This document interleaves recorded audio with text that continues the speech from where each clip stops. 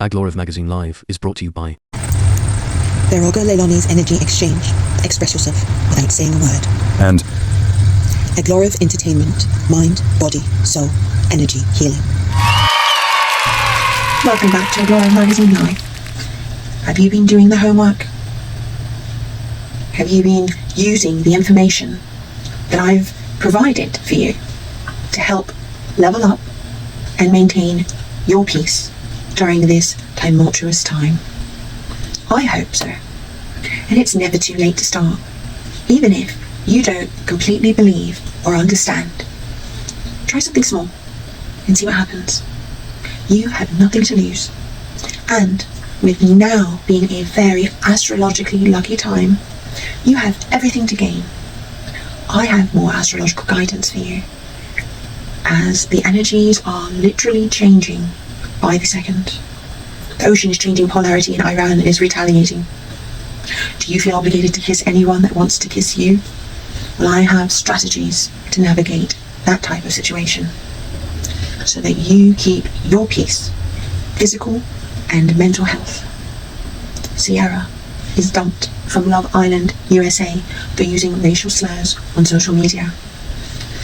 Musk is in the works to form his own political party. Bachelor Nation launches a new season of Bachelor in Paradise and a detailed breakdown of the Love Island updates in both dialects. I have another fun film recommendation, and then, as a reward for sticking around and doing your homework, I'm going to physically pleasure you with laughter, silly. What were you thinking? Mars is in Virgo. It might feel like our energy is low and slow, but not because we're lacking energy, but because Virgo grounds everything and wants to approach things in a methodical, structured, detailed way. It channels a lot of our energy towards mental progress and intellectual activities: reading, writing, organizing, planning, analysis, architecture, science, history, etc. Virgo is an earth sign ruled by Mercury. It likes to intellectualize and understand the material realm. It's the sign that defines and categorizes our existence so that we can make the most of it. It is a sign with a deep appreciation for nature and its complexity. And ultimately, Virgo is the mother goddess. It has a deep compassion for nature and humankind. It wants to create systems and structure that can protect, teach, and nurture others. So all of the reins in our physical energy and fuels our mental energy. Adding to this, Uranus has officially entered the sign of Gemini, beginning a new 6-year period of transformation, evolution, and revelations in the Gemini realm, such as education, business, technology. And Gemini also deals with our ability to connect with people, to start a conversation and get to know someone, the basic details. What's your name? Where are you from? It's the first steps of interaction that lead to Cancer, friendship, family, team, community, etc. Now, don't expect everything to change straight away. However, over the next coming days, we will see some indication of the beginning of this new era. A new era of communication, connection, language, data, and information, and how we use it. Gemini can also be very polarizing, representing opposing opinions, and Uranus is the revolutionary and catalyst for breakthroughs. It might initiate a breakthrough in the public discourse surrounding politics, economics, social justice, etc. So again, Mars in Virgo, and we have Venus in Gemini as well. if there was a time to focus on the intellectual, mental, logical, technological side of things, it would be now. This will be a perfect preparation for what is to come. The moon starts in Sagittarius, then moves into Capricorn for a Capricorn full moon, and then enters Aquarius by the weekend. There's not a lot of room for emotional doubt right now. It's about progress. We need to emotionally find ourselves in a place where we are on our journey, rolling solo, not depending on anybody, and entirely focused on our bigger aspirations and goals. We have to be singular-minded, doing whatever we can to climb our mountain and set up camp. The mountain being our goals and responsibilities. Camp representing our destination. So ground and collect your energy. Meaning, bring it all back towards you. Make sure you're not wasting any of it. Set your intentions clearly. Then, channel that energy into mental, intellectual seat of power. Make a strong push towards the completion of goals, at least as far as you can.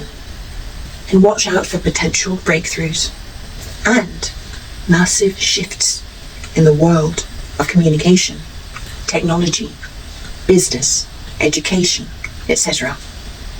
That could be on a global scale, or that might mean you have a personal breakthrough within any of these things. And Jupiter is in Cancer. When in doubt, mix it up. Try something different. There's a lot of good luck right now, and experimenting with different combinations of things, depending on what you're into. Uranus is finally moved into Gemini. Saturn, Neptune, Uranus, and Pluto are now going to be linked by trines and sextiles, and they will be forming what's known as a small talent triangle or a minor grand tri. Basically, we all know that we are in a very transitional phase of the human collective and global collective. And with Uranus moving into Gemini, it's going to bring on even more momentum to that. And this particular configuration that the planets are in really invites us to shape the future, rather than just let it happen and let it develop within the full moon in Capricorn. And Saturn will begin to retrograde for the next 4.5 months. So make sure to tune in every week. This is a very critical time right now. You want to take all of the advantages you can. If you need more in-depth reading, contact me through my site.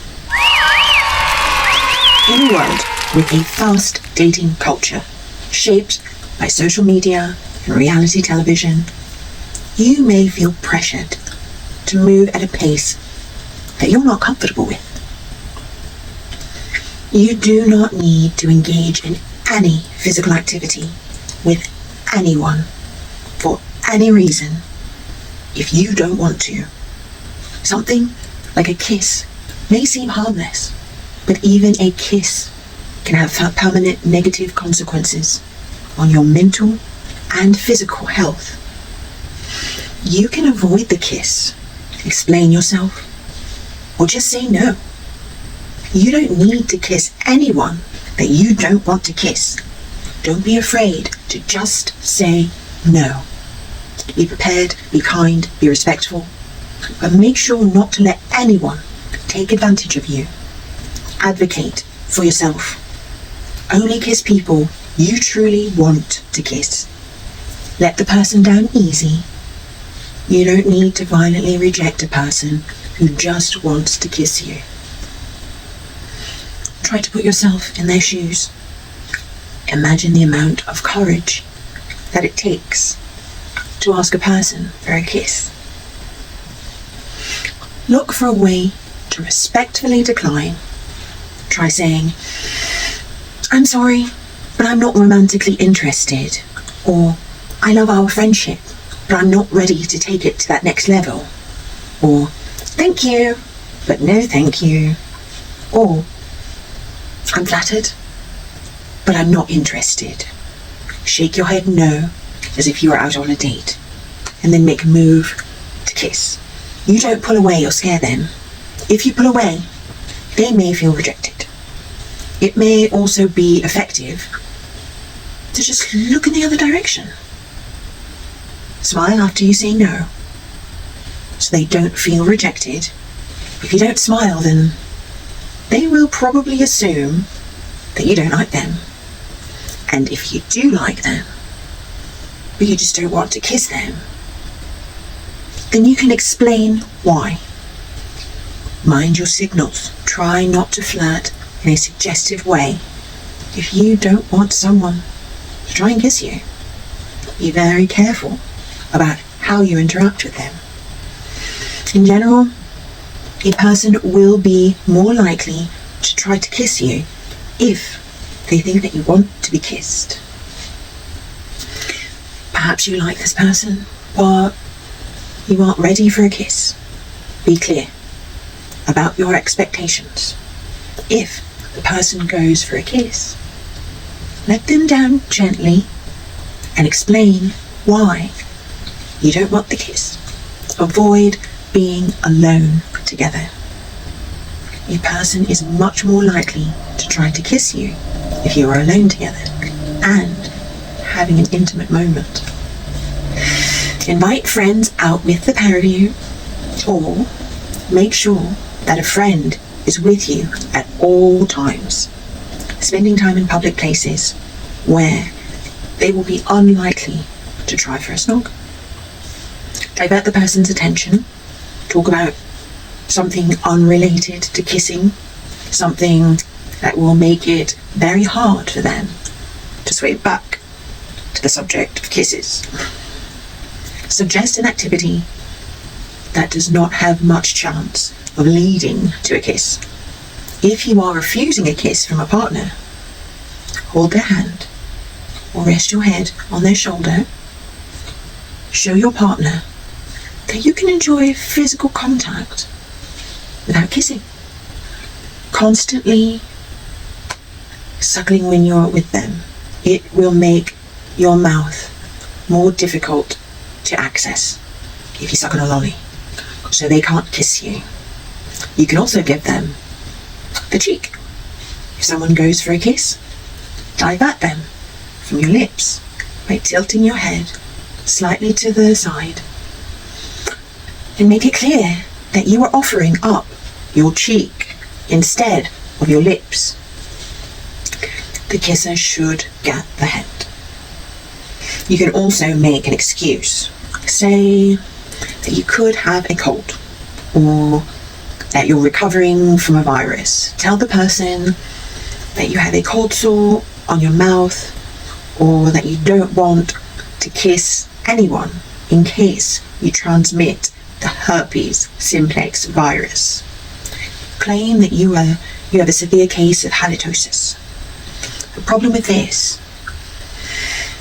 is that it's just a delaying tactic. If you don't want to kiss this person at all, or not for a very long time coming, then it's better to explain why you're refusing the kiss.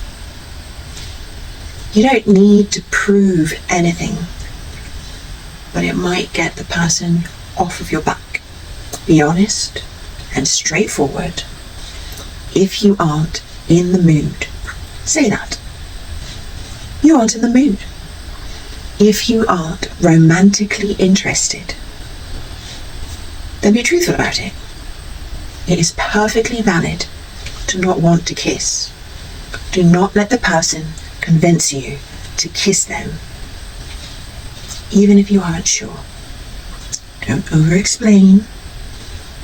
Just say exactly what you need to say to get the point across.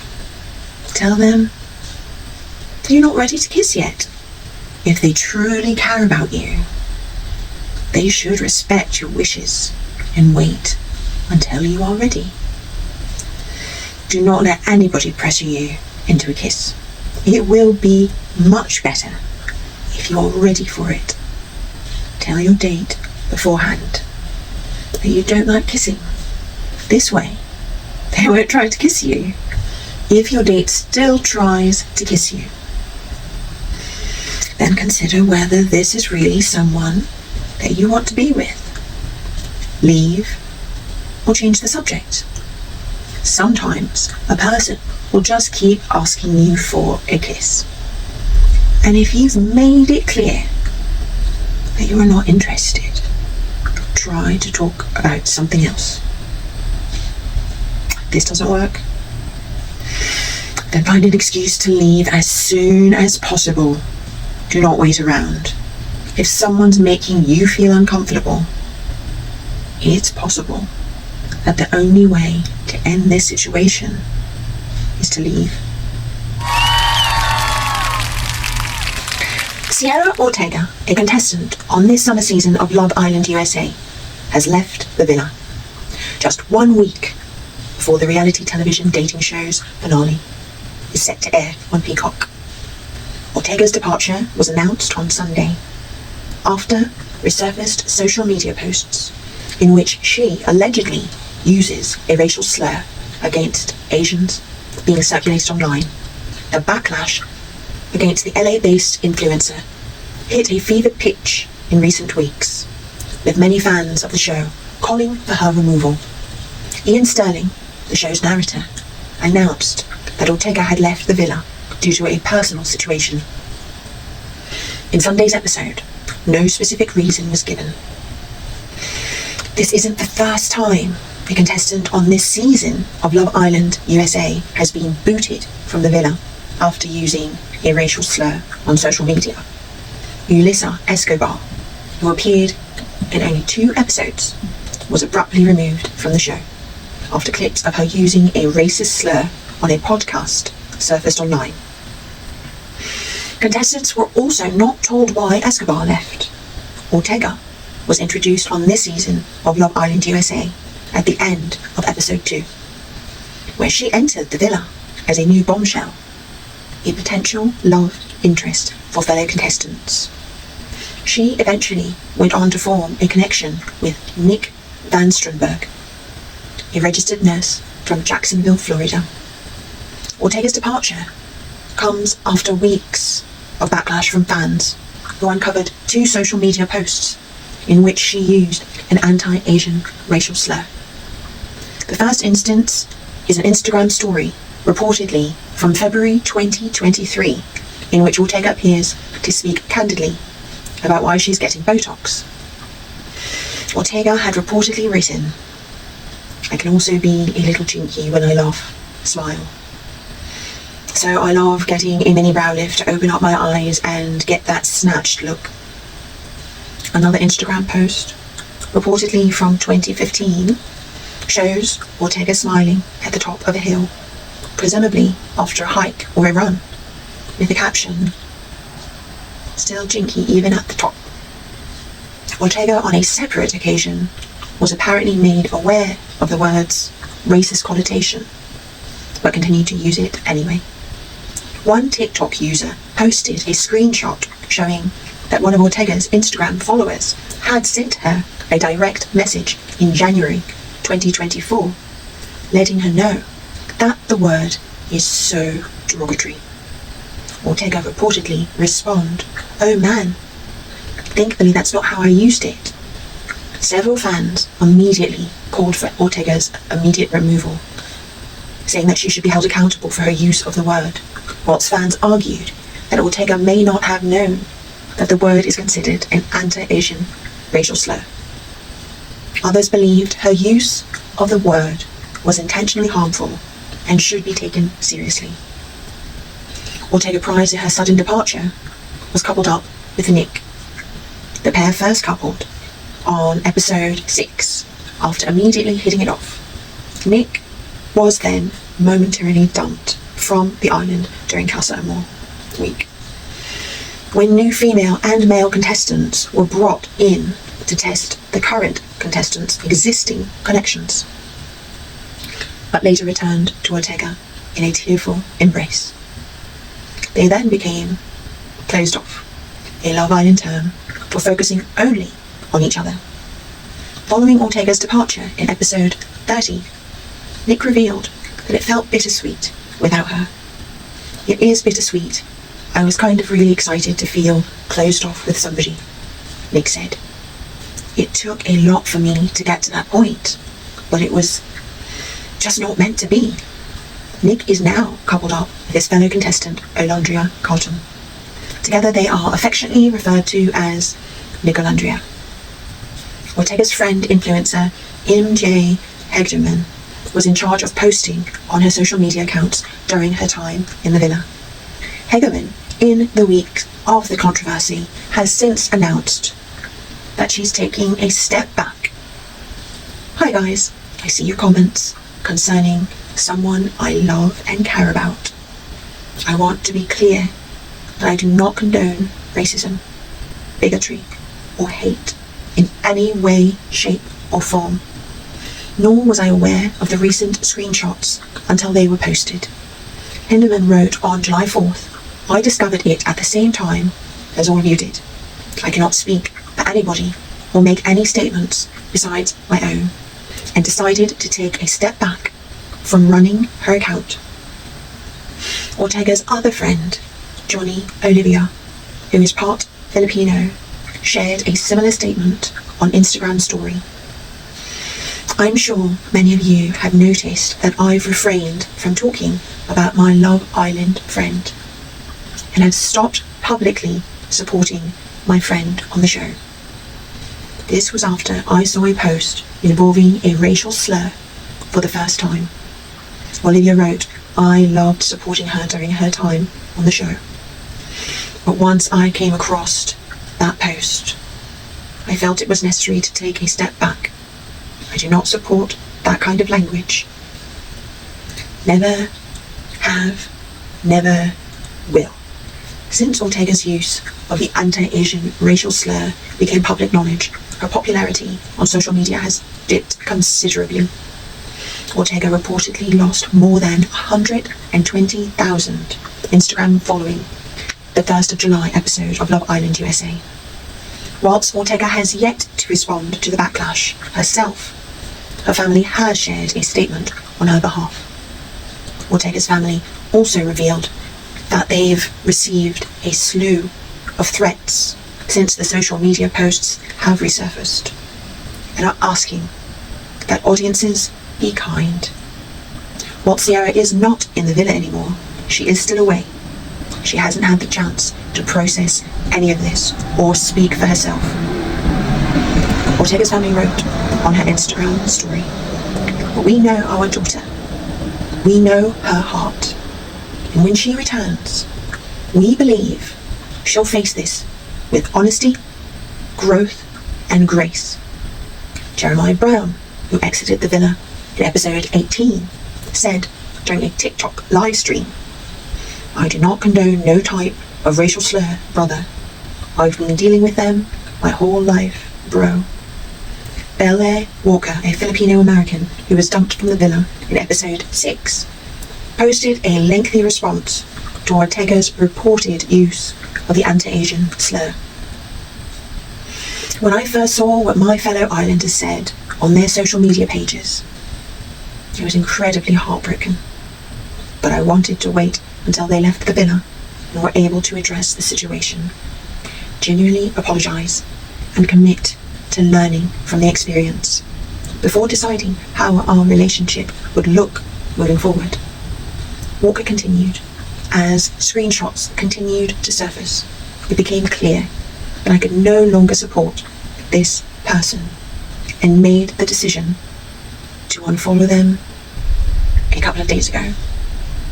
I also do not support racism or hate of any kind, even for stupid people. On the heels of the 4th of July and amid the feud with President Donald Trump and congressional Republicans over the president's tax policy bill, tech billionaire Elon Musk announced plans for a brand new political party, dubbed America Party, to represent what he called the 80% in the middle. Musk, who recently left his temporary government post as the head of the Department of Government Efficiency, told his ex-followers that he knew his new party will give you back your freedom. In a series of posts over the weekend, Musk said his party would use concentrated force at a precise location on the battlefield to target 2 or 3 Senate seats and 8 to 10 House seats, which he believes would be enough to serve as the deciding vote on constitutional laws. So what would it take to launch his third-party effort? To start, Musk would have to get his party on the ballots in the states where he wants to compete, each with its own process for qualifying in many states, including Kentucky, where the race to fill retiring Republican Senator Mitch McConnell's open seat in 2026 is heating up. A party-designated candidate must win a nomination from a state-recognized political party that has received a certain percentage of votes in the previous presidential election. Or else, a candidate has to run as an independent or a write-in candidate. In other states, the America Party's name itself could present a problem, like in New York, where state law prohibits political parties from having the word America as part of the party's name. According to Election Law blog, bankrolling these state-level efforts would take significant resources. Experts would be needed to navigate each state's election laws and political systems in order to identify and nominate promising candidates. And they would have to gather thousands to tens of thousands of signatures for each candidate to get them on the ballot. Traditionally, candidates and their parties spearheaded these operations, working together to strategize signature gathering, voter registration, and campaign fundraising and spending. But Musk's America Party is likely to become a certified political party anytime soon, because the Federal Election Commission, or FEC, which reviews political organization qualifications as political parties, has not been in a position to do so since a commissioner resigned in April, leaving the agency with just 3 commissioners, and they can only be appointed by President Trump himself. It's not yet clear if Musk has filed any paperwork for his America Party, and an FEC spokesperson declined to comment on whether the agency has received any paperwork from Musk's team. Faced with the long odds of gaining party certification, some election experts say that Musk, at least for the time being, could focus on House and Senate candidates through a super PAC. That's because ballot access for congressional races is governed by the states, not the federal government. So, the America Party could still put its designated candidates on the ballot without the FEC's certification, as long as they pass state qualifications, and because super PACs are unconstrained by fundraising or spending limits. An American Party super PAC could be funded by unlimited donations from supporters, including Musk himself, and could independently spend an unlimited amount of money in support of its candidates. The only catch is that super PACs are unable to work directly with campaigns the way FEC certified political parties can. But election lawyer Matt Sanderson of Kaplan and Drysdale told ABC News that the efficiency of a super PAC can actually outweigh the advantages of a political party. Form a super PAC. Just call yourselves a political party. That's not against the rules. The FEC's blessing is not needed, said Sanderson, who was legal counsel for the No Labels movement during the 2024 election. I actually don't think it makes a lick of sense in this day and age to try to form yourself a national policy committee. They can call themselves whatever they want, Sanders said, explaining that the FEC doesn't prohibit a super PAC from calling itself a political party, as long as it doesn't coordinate directly with campaigns. Just skip right past that very cumbersome and not all that beneficial process. Hold themselves out as a political party and move forward. Additionally, Musk could enlist the help of existing third parties, like the Libertarian Party or the Green Party. However, third parties historically have had little success in gaining office in the United States. During the 2024 election, the centrist group No Labels led a third-party presidential movement, but ended its efforts months before the Republican and Democratic National Convention, after failing to find their candidate before their self-imposed deadline.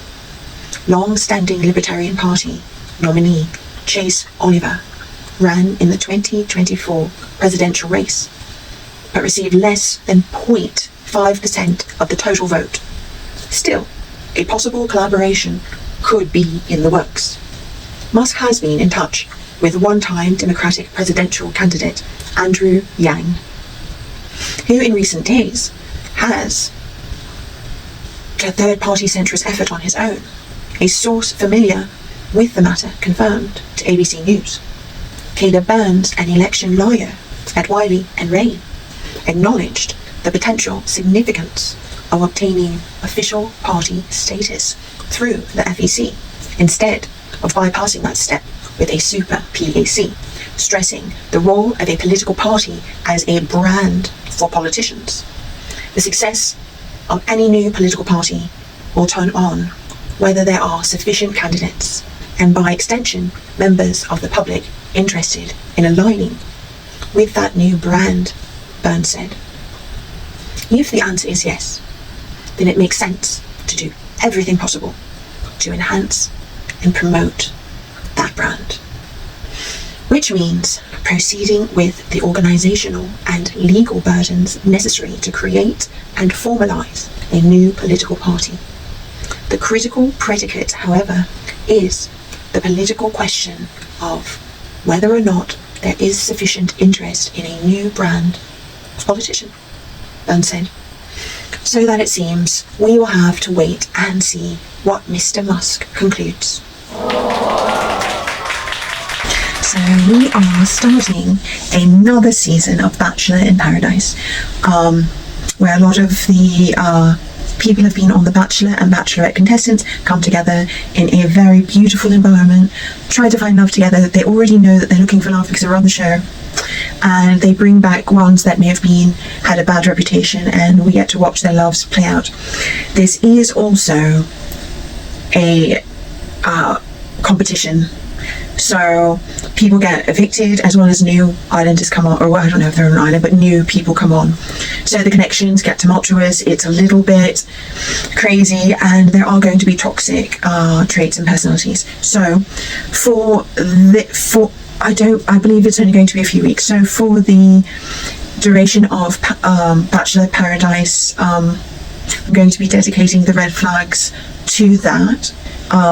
Because I believe it's good to unpack it as it goes, because there are going to be different people and fresh, so it's harder to say at the end. Now, the thing that is crazy about Bachelor in Paradise is, even with this tumultuous environment, there's people getting evicted, new people coming on, the shortness of the connections, and the fact they have done this before, they expect them to get engaged at the end.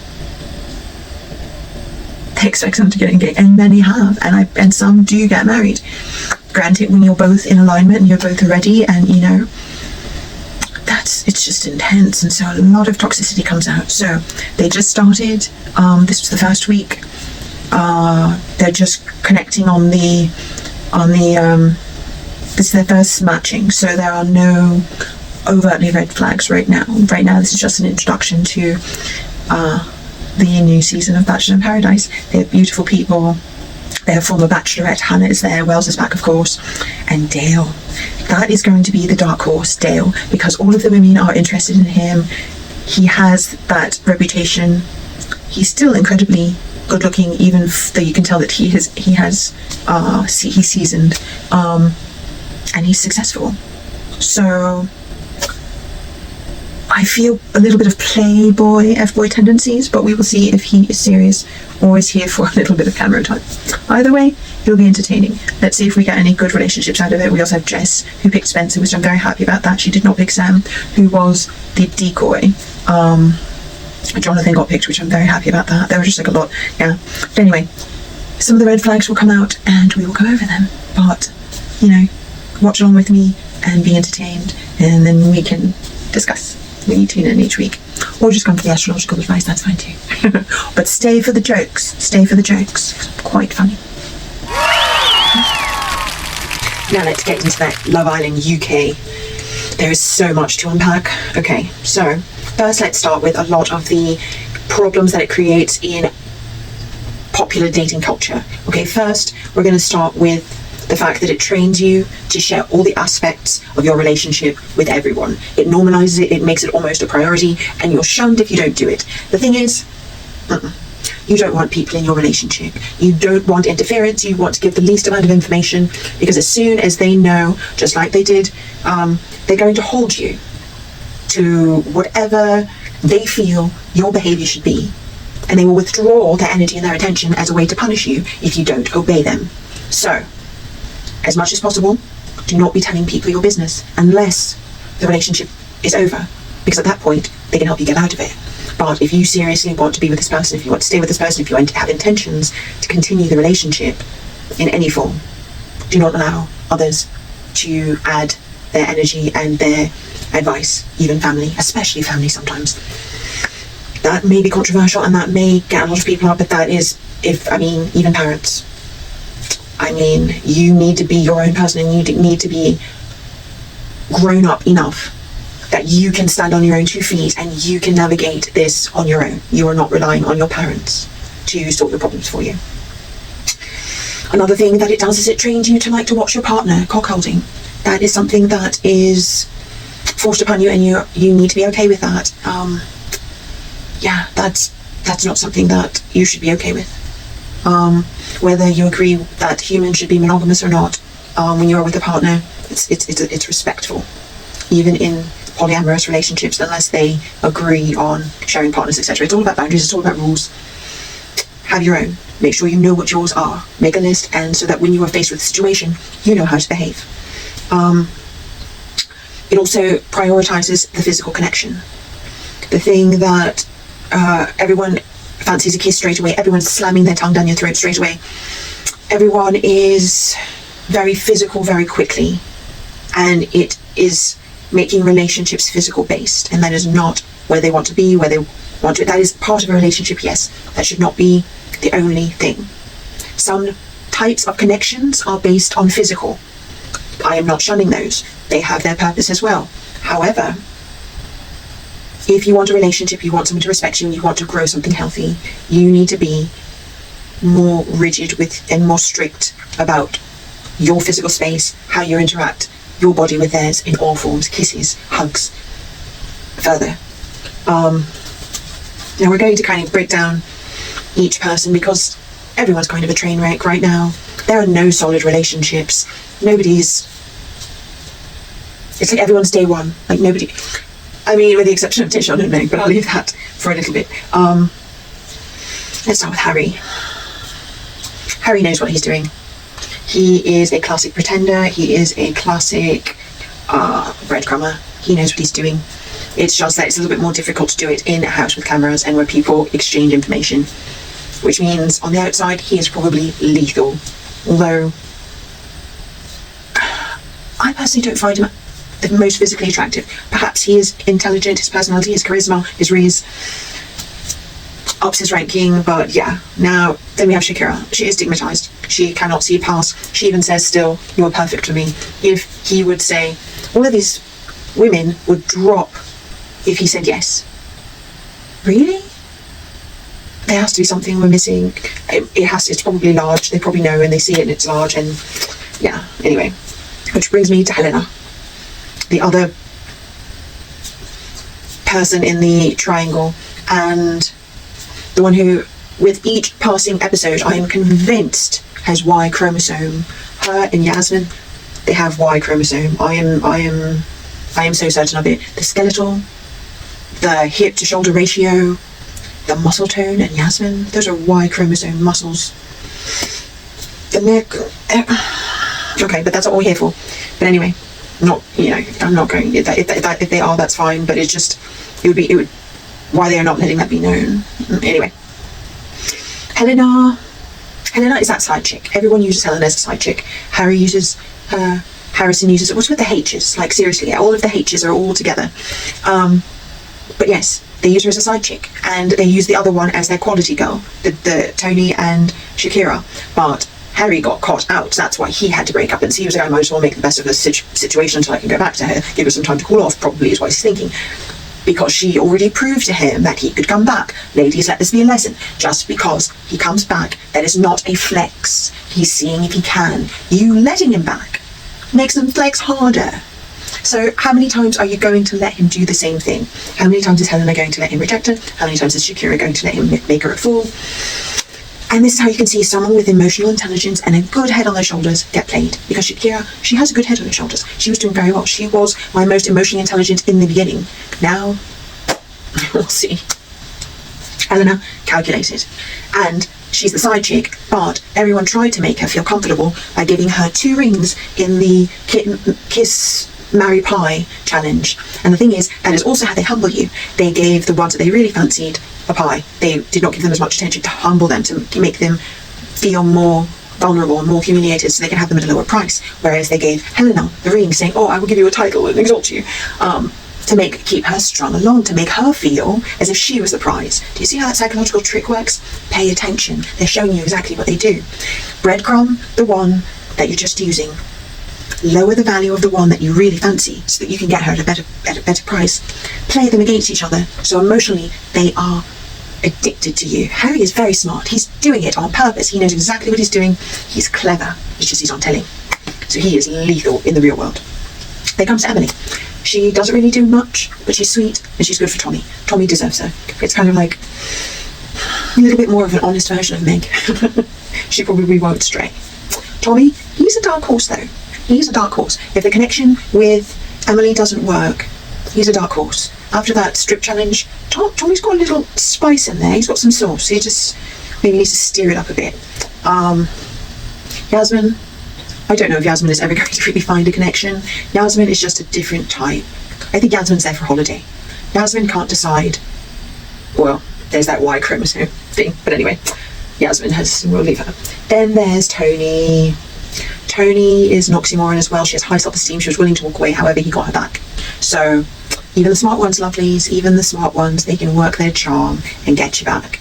They all left Helena to get them back, and they let them. Again, it is not a flex if they come back to you. It is a flex. It is not a compliment, sorry, if they come back to you. It is their flex when you let them. Because you believe their BS. Come on, be better than that. See the games, see through it, and know that if they did it once, think about your puppy. You try not to let them do the bad behaviour because it's harder to untrain it. It's a similar concept. Once the brain gets that dopamine hit and that pleasure release of reward for that behaviour, they're more likely to do it. It's just physiology. I'm sorry, it's just the way it is. So pick the one that already has the programming of what you want. Like Tommy. Hopefully he doesn't turn into a rager at the end, but so far he's showing amazing qualities. Another boring one would be Giorgio. Giorgio, he doesn't really do much. He doesn't have red flags. He doesn't get much camera time because he doesn't really do much. Maybe he will. But he's coupled up with someone who also lacks passion, so Yasmin. Then Alima and Ryan were dumped, which, doesn't really change much. Sorry. Inikus was mad. She just went off. She went from 0 to 10,000 for no reason. Why are you doing that? Anyway, then comes to my and then there's Benji. Benji. Okay, so I hope we find him a girl because he is everyone gives him a lot of mess, but for me, I find him to be one of my top lads. He's very funny to me. Shakira doesn't find his chart interesting, but he says the most amazing things, like, and he's just so honest and unfiltered. When they were doing the recoupling, he was like, so do I just pick one? And it was the funniest moment by far. He has the best moments.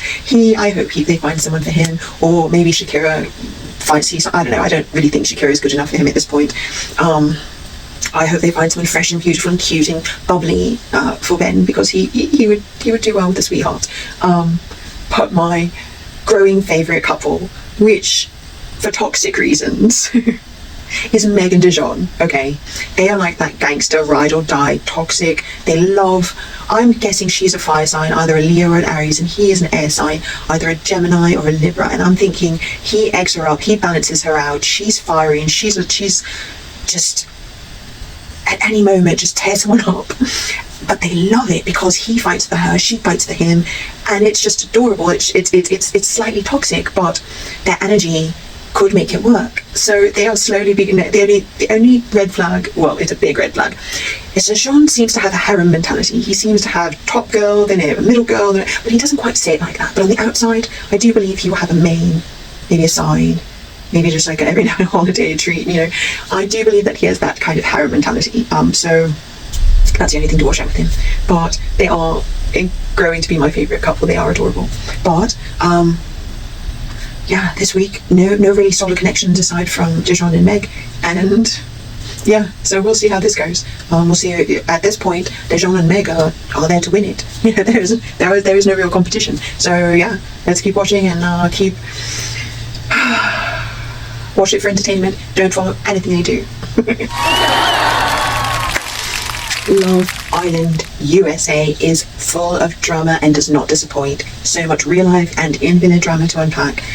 Now, the thing is, there is so much to unpack that I'm going to go through each one by one and just break down some of the dynamics and how the battle of the sexes and love dating games is playing out in there, as well as some emotional energy vampirism that is potentially starting to occur. First, let me start with the after sun and the chat portion of the show. It exalts poor behaviour. It exalts a lot of the things that you probably should not be doing if you want a relationship. So I'll just put that out there. It is entertaining, so I'm not going to crucify them for the things that they say. However, just because they find the behaviour to be cool does not mean that it is something that is acceptable. These are role models and these are people that I looked up to, but yeah, use your discernment. Now, we are going to start with the least to say. TJ got, they had a lot that left. TJ was not a big loss for the viewing public. He was not that exciting. Iris, she was a little bit bitter. She didn't really add that much. She wasn't there long. Jaden, I do believe that she was cut short. She could have had a plot line as she was moving away from Austin, because I don't believe Austin was really for her. Which brings me to Austin, because I do believe he was a pretender. I believe he has more interactions with the male gender. He does not really know how to touch a woman. He was very rough with her. He didn't touch a woman the way you should touch a woman if you're used to be touching women. I'll just say that. So I'm not bothered that he left, and that is probably why he was not putting in more effort with Shelley, because he wasn't really interested. He was more interested with broing it out, as we saw, for reasons. Now, that brings me, who else got evicted? I think that was it. But let's go to Zach, who got evicted later. But Zach frustrates me because he was a hypocrite. He picked Amaya because she kissed him and then retracted on it, blaming her for pushing him too far and saying that she was moving too fast. And then when the rankings came out and Amaya was at the top, he backtracked again, knowing that if he was with her, America would favour him as well. Little snake, little pretender, don't respect it. Do not respect it at all. Very much a pretender, possibly also DL. He doesn't give me as much of that, but his behaviour does. Which brings me to Brian. Well, first let's discuss Amaya. Amaya has an extremely anxious attachment, style which possibly comes with it from a lot of trauma and possibly a learning disability. she does feel insecure when people insinuate that she doesn't understand what's going on or imply that she is not intelligent. She is a nurse and it is hard schooling, so she manages it, but that is probably something that she does work on. But one thing that does scare me is that she says she's not going to change for anyone, and all of those things that she's doing is a result of trauma and fear of being abandoned. So she needs to heal, and hopefully she can heal within the relationship that Brian is bringing to her, because otherwise that self-healing she's not willing to do. Sometimes a partner that is attracted to you will re-injure those wounds and help you heal. A lot of times they re-injure them and just bounce. But hopefully Brian is understanding enough of her so that he can help her through those things, because he seems to understand her on a deeper level. He has protector instincts. He is the energy. He calms her down. She peps him up. It seems to be the best connection that she's had so far. Hopefully he's not pretending, because now he knows her recipe, her combination. Another one that doesn't really have a lot to say is Elon. I mean, maybe he will find someone to that he can find a connection with, because he's not, I mean, he's okay, he's entertaining to a point, but he's not really doing much. Cierra, when she was in the villa, she lectured a lot. She was very self-righteous. She I believe I don't want to be listening to a lot of the things that people are saying, but it is said that she went in as a plant and had a recipe for how she was going to have internet fame or something like that. I don't know if that's true or not, but her moves did kind of seem calculated. Hopefully things were somewhat real. Which brings us to Nick, who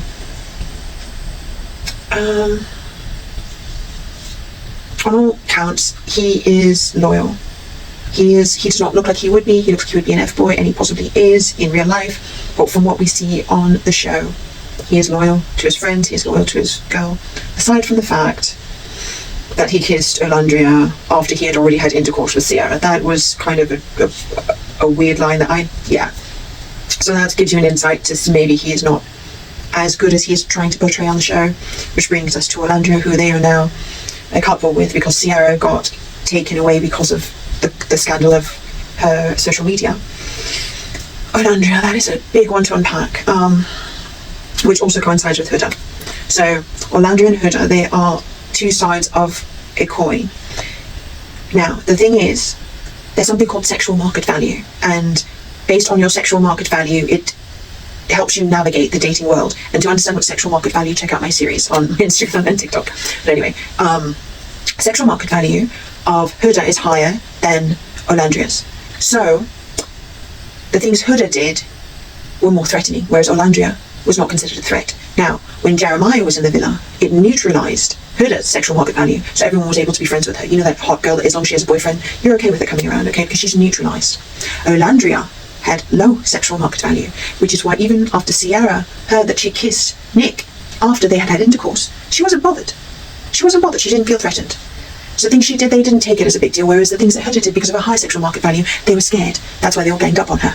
So let that show, know your sexual market value, know how to affect it and know how it affects others, and be able to maneuver that. Now, with Olandria, a lot of things she did that she does bothers me, and that's why it bothers me that everyone has her back. Okay, she had many things that she did that were red flags. Okay.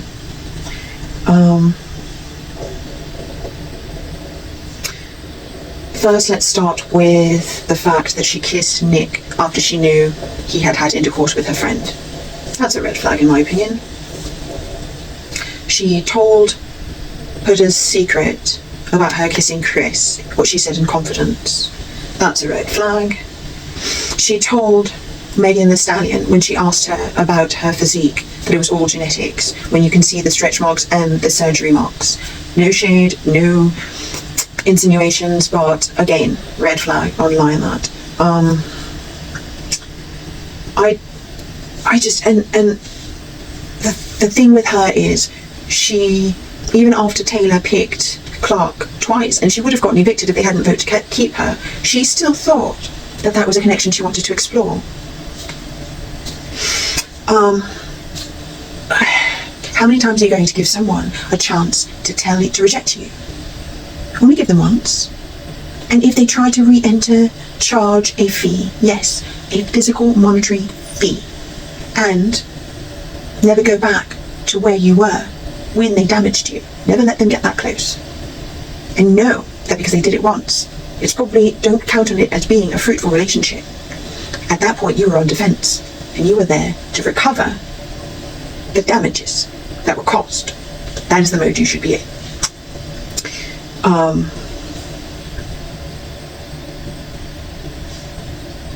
Which brings me to Huda.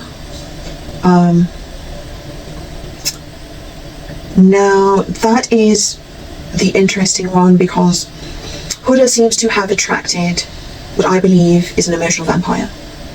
Chris is showing strong indicators of being an emotional vampire. When Huda was showed her nurturing and the signs that emotional vampire latches onto, he immediately switched off with Shelley, who Shelley was into herself, she loved herself. Emotional vampires can't really work with that. They need that energy to be focused on them. They need you to open your heart chakra to them so they can drain the lower three. Now, when Huda did that, Chris was immediately fixated on her. In the second to last episode, she was showing signs of her energy dulling just slightly, and he was looking more healed and spry. And I had my suspicions, but it was confirmed when he told Brian that they had done it. So,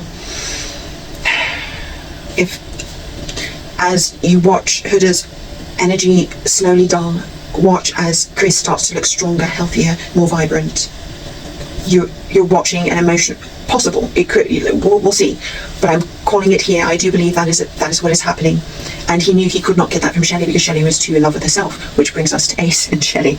But first, Chris, with his emotional vampire, he is possibly a good guy pretender. I have suspicions of him being DL, to be quite honest, and uses women to help him with his career and get that energy from them. We shall see though. But yeah, if he continually has her coming to ease and solve his emotional problems, yeah, he's probably an emotional vampire. If she starts to look haggard and he starts to look vibrant, yeah, he's siphoning her energy. And they do that through intercourse. So be careful, ladies. Know how to protect yourself, protect your energy, even from one nights. If you need help with that, you can contact me through my site. Then Asian Shelley. Shelley is, I want to like Shelley, but she has a lot of hypocritical behaviours, and even though she knows her worth, there's a balance that you strike. The fact that she's hypocritical, and the fact that what she did to her because of her high sexual market value as opposed to Elandra's low, how she behaved, yeah, I mean, I understand it is psychology, but red flags. Ace is the healthiest one in there. He is an excellent communicator. He uses words like I feel. He puts it on himself so that there is no blame. He uses a calm tone. You can tell he has communication and relationship skills. He's an amazing dancer. He has a face of a baby Brad Pitt. Like, look at him, the shape of his face, the depth with the puffy. He looks like Shiloh Pitt. Like, I don't know. Anyway, he's adorable if he was just a little taller. But he's perfect for Shelley. But yeah, he is romantic. He is assertive. He is masculine. He's a great dancer. Like, if she ruins it, I'm going to find her myself. Then brings me to my kind of favourite couple in a weird way, Clark and Taylor. And it's funny that all of the ones that are being hated are the ones that are showing the healthiest signs, and that is also why I think the population is confused by these dating shows, because Taylor and Clark are actually showing the most healthy signs.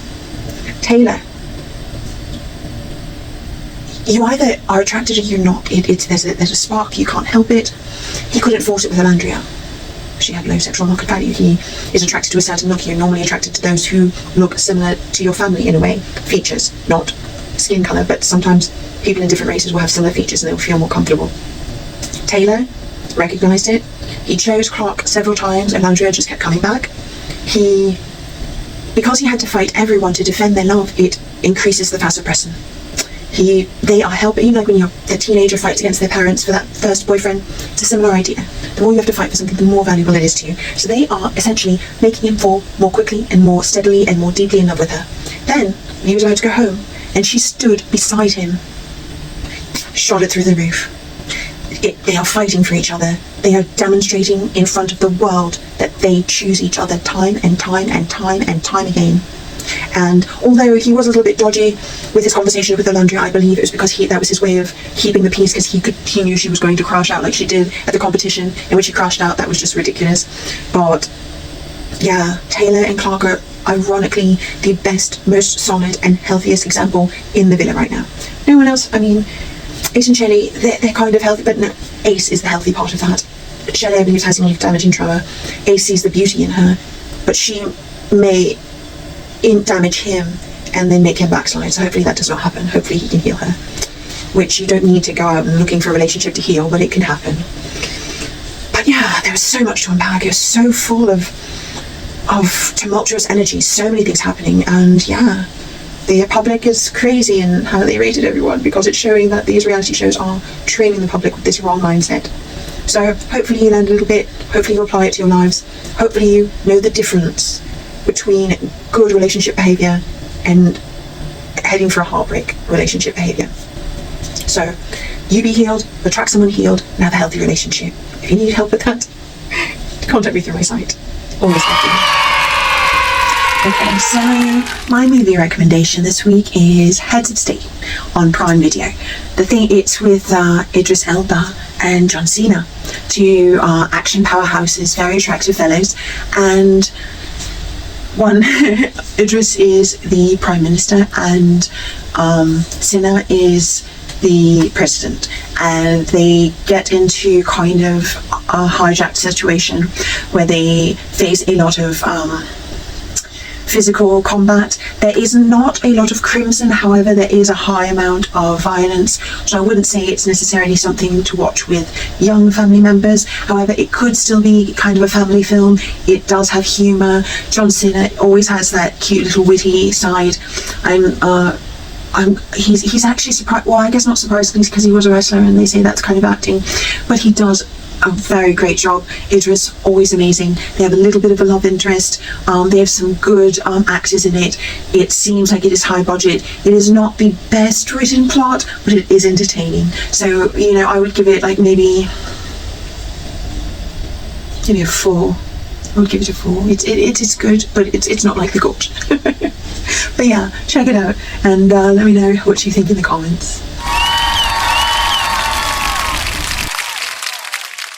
And now for that physical pleasure that you've been promised. Ladies and gentlemen, put your hands together in welcoming Viroga Lalani to the stage. Dating apps are like Instacart for dick. Oh, yeah. Except everything's free. I love being a girl. Swiping through those photos of fresh, processed and clearanced meats. No way! With descriptions and warning labels. Some even have videos of how to best use recipes. There's a helpful live chat to send photos, negotiate selection, and exchange ideas. Oh yeah. And sometimes you get things you didn't even ask for. Yes! And these extra items may open your eyes to something you've never tried before. Nope. Oh yeah. You could experience the most delicious thing you've ever tasted in your life. Oh yeah. And now you're hooked, and you just want to make a habit of it. But understand, when you get an extra item, just know it belongs to someone else. Allegedly. I don't use dating apps. No way! Anymore. Don't judge me. Nope. I'm healed. And check out the latest from Aglorev Entertainment for all of your level up needs.